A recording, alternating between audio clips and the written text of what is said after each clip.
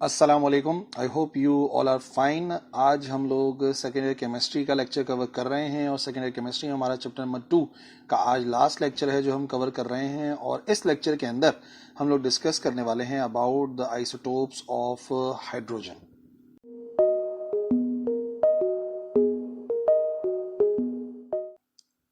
So isotopes of hydrogen को समझने से पहले आइसोटोप्स की डेफिनेशन को थोड़ा सा रिवाइज कर लेते हैं। सो आइसोटोप्स क्या है? Nuclei of the same element having same atomic number but different atomic mass या मास नंबर, उनको हम कहते हैं आइसोटोप्स। तो आइसोटोप से मुराद क्या होती है? बेसिकली वो एक ही एलिमेंट के न्यूक्लियाई हैं, न्यूक्लियस की जमा को न्यूक्लियाई कहते हैं। तो ये सेम एलिमेंट के ही न्यूक्लियाई हैं, एक ही एलिमेंट के दो न्यूक्लियस हैं। लेकिन अच्छा, और उनकी खास बात यह है कि उनका जो एटॉमिक नंबर है वो सेम है, यानी कि जो एटॉमिक चार्ज है या एटॉमिक नंबर है वो सेम है, बट उनका जो एटॉमिक मास है या मास नंबर है वो डिफरेंट है।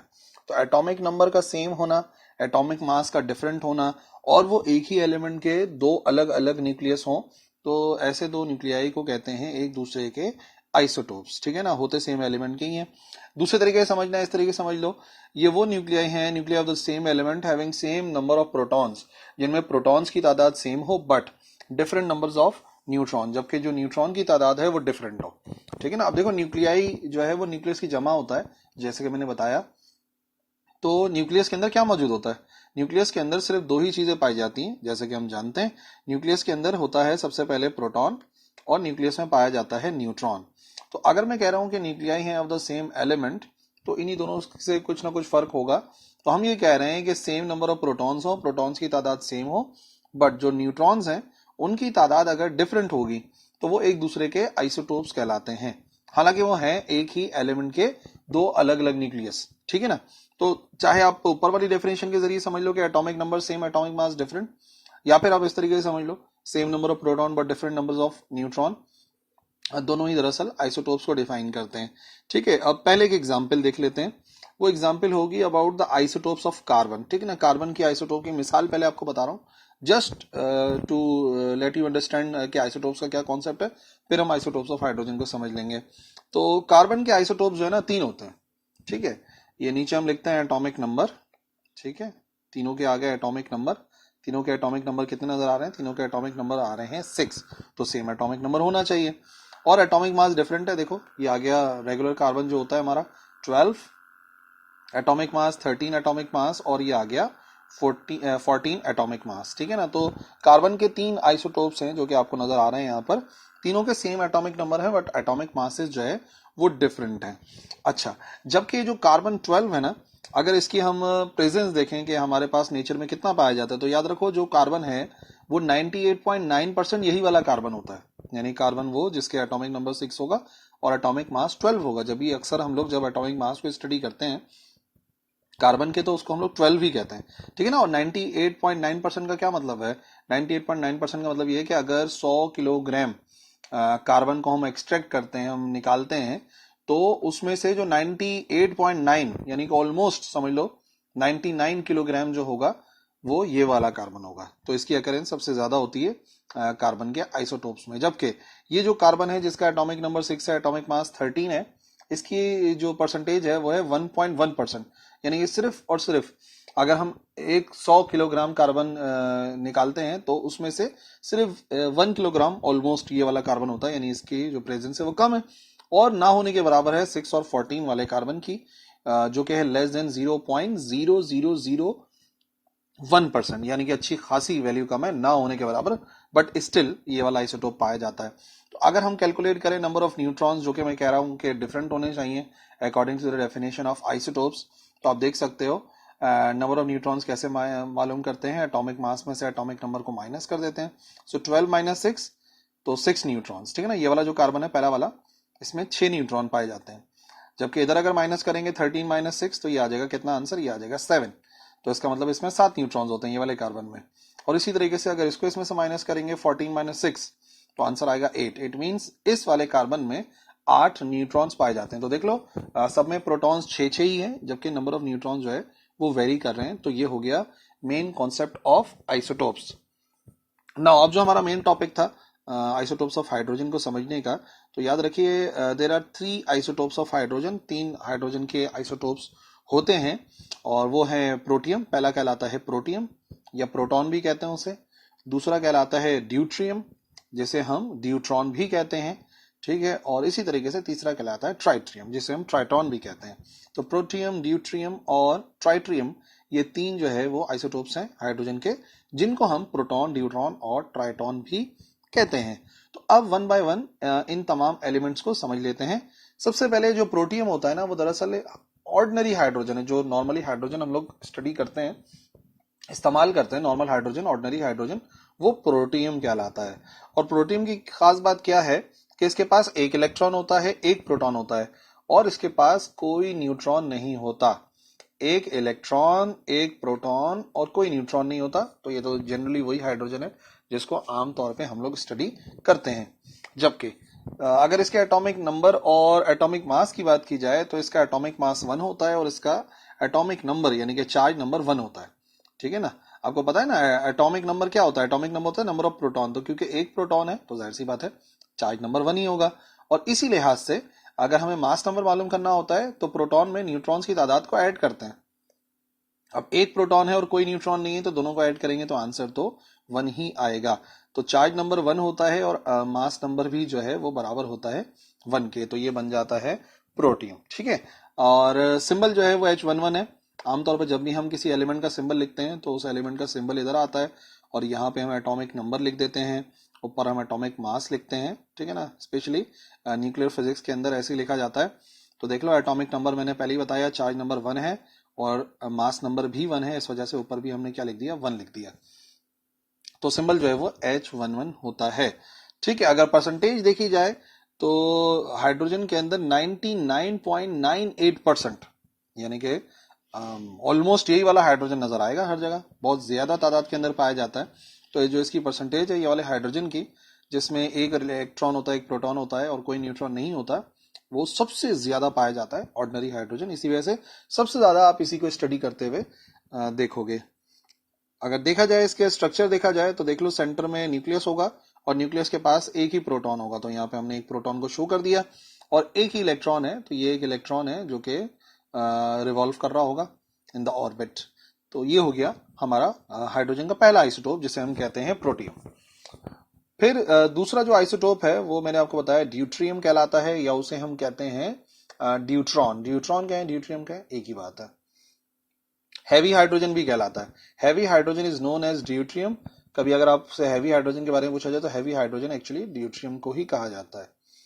एक इलेक्ट्रॉन होता है, एक प्रोटॉन होता है और एक न्यूट्रॉन होता है, यानी कि तीनों की तीनों चीजें जो है वो एक एक होती हैं।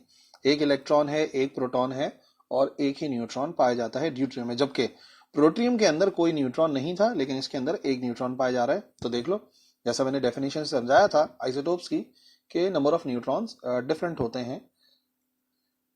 मास नंबर 2 होता है और चार्ज नंबर 1 होता है। चार्ज नंबर मैं पहले ही बता चुका हूं, नंबर ऑफ प्रोटॉन होते हैं तो प्रोटॉन की तादाद यानी कि एक ही है, और जबकि इन दोनों को अगर ऐड करें number of proton plus number of neutrons तो हमें मिलता है मास नंबर। तो एक प्रोटॉन और एक न्यूट्रॉन, 1 + 1 कितना हो गया?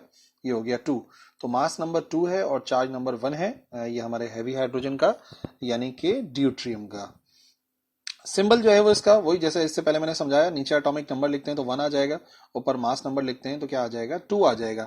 तो या तो H12 करके लिख देते हैं, 1H2 करके लिख देते हैं, या फिर इसको D से शो कर देते हैं, ठीक है ना। तो वो D यानी कि ड्यूट्रियम बनता है। और ड्यूट्रियम में जो हैवी हाइड्रोजन है ना, यही हैवी हाइड्रोजन दरअसल हैवी वाटर बनाता है। यही जो ड्यूट्रियम है वो हैवी वाटर बनाता है। हैवी हाइड्रोजन तो हैवी वाटर बनाएगा। अच्छा, आप लोग हैवी वाटर को हार्ड वाटर के साथ मिक्सअप नहीं करना। हार्ड वाटर तो खारा पानी होता है, मिनरल्स की ज्यादती की वजह से वो हार्ड हो जाता है। जबकि जो हैवी वाटर है ना, उसके अंदर ये वाला हाइड्रोजन होता ही नहीं है, नॉर्मल प्रोटीन वाला हाइड्रोजन, बल्कि उसके अंदर तो ड्यूट्रियम मौजूद होता है। इस वजह से वो हैवी वाटर कहलाता है, ठीक है ना। और हैवी वाटर आमतौर पे आपको यहाँ तो अवेलेबल होगा नहीं, वो हमें मिलता है हमेशा ओशंस की बेस वगैरह के अंदर। बिल्कुल जो नीचे चले जाओ ना, सी में बेस, ओशंस के अंदर बिल्कुल बेस पे चले जाओ तो नीचे वाला जो पार्ट होता है वो जो है वो हैवी वाटर होता है।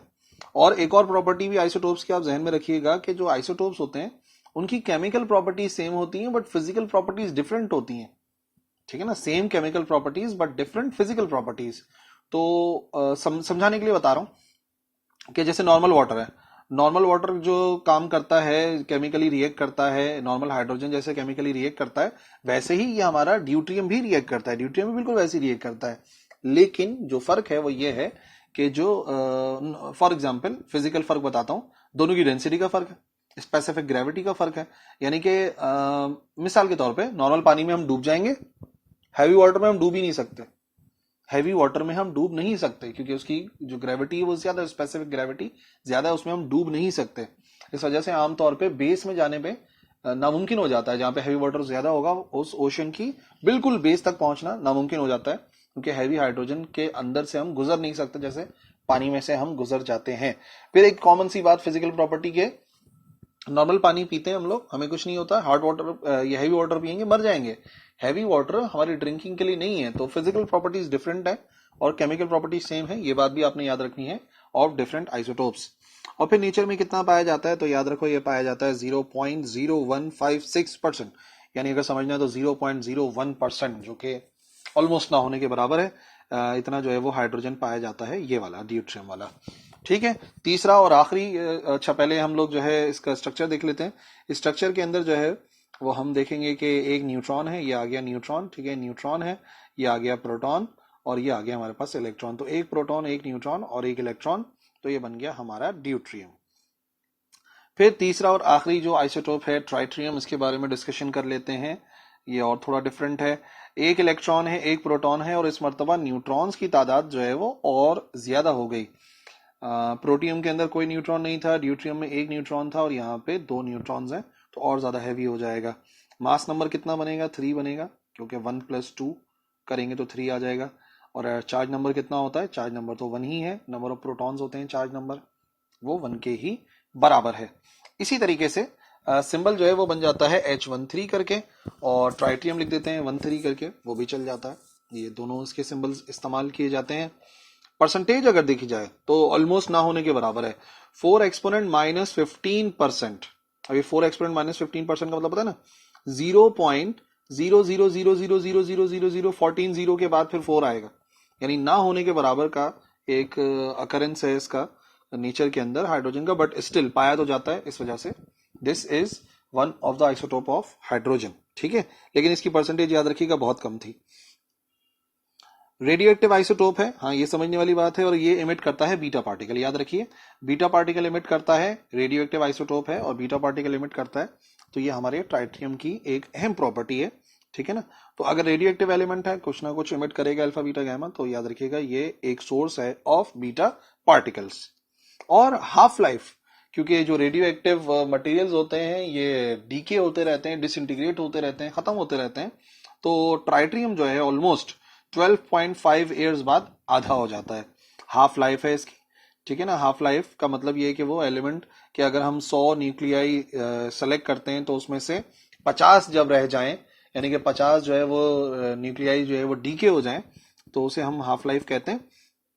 तो इसकी जो हाफ लाइफ है ट्राइट्रियम की वो 12.5 ईयर्स है। अगर हाफ लाइफ का कॉन्सेप्ट नहीं है तो फिजिक्स के लेक्चर्स में जाकर आप चैप्टर नंबर 19 में हाफ लाइफ का टॉपिक देख सकते हो, लॉ ऑफ रेडियोएक्टिव डीके का, वहां से और ज्यादा बेहतर तरीके से समझ में आएगा कि क्या कॉन्सेप्ट होता है हाफ लाइफ का। बहरहाल ट्राइट्रियम की हाफ लाइफ आपने याद रखनी है 12.5 ईयर्स होती है।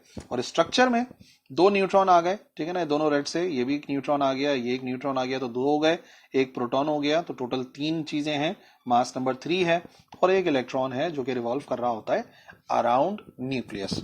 ठीक है, तो ये हो गया सारा आज का लेक्चर हमारा, जहां पर हम लोगों ने आइसोटोप्स ऑफ हाइड्रोजन को स्टडी करा, उनकी प्रॉपर्टीज को स्टडी करा। आई होप आपको समझ में आ गया होगा, और कोई कंफ्यूजन है तो आप लिख दीजिएगा कमेंट सेक्शन के अंदर, मैं इंशाल्लाह रिप्लाई करूंगा। That's all for this lecture. I hope फायदेमंद रहा होगा।